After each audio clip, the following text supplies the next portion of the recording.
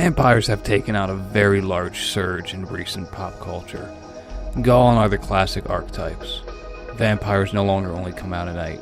No more caskets, stakes to the hearts, and sometimes no more bats. Vampires can take on many new and varied roles in today's fiction. Dark by Forge Studios is a modern take on vampires that attempts to change a few of the old rules.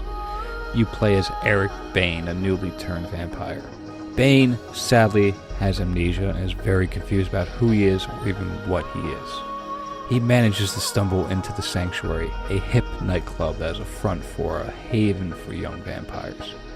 Bane learns that he has been bitten, but will soon turn into a mindless husk unless he drinks the blood of the vampire which bit him.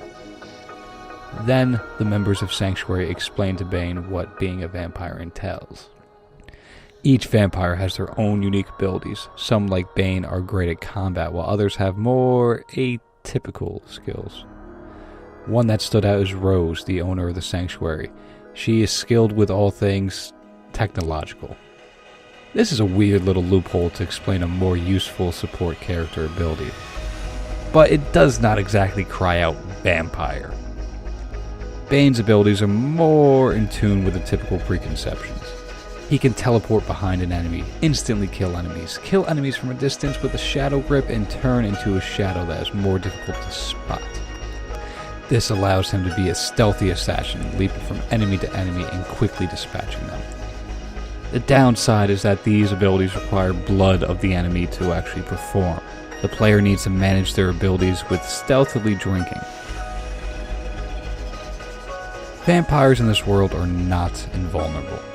A few bullets are more than enough to be able to take down any vampire, which is at least refreshing as it's no challenge to play as something that's impossible to kill.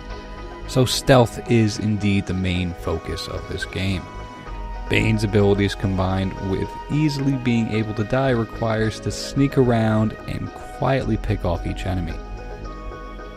He has a type of infravision that allows him to see potential threats through walls, and this creates a slow and methodical game. Even the boss fights are just broken into increasingly difficult sneaking scenarios. At no point in that game do you feel like a force to be feared, and yet again, that's very atypical for vampire lore. The only real creepy elements of this game come from the ancient vampires you're forced to track down. Seeing as Bane needs to drink the blood of the vampires that bit him, he travels all over the city to drink their blood. These vampires are insane. Years of living have torn away their psyche. The very first one you track down is a curator at a museum, but in the basement he carves up helpless people and makes puppets out of them.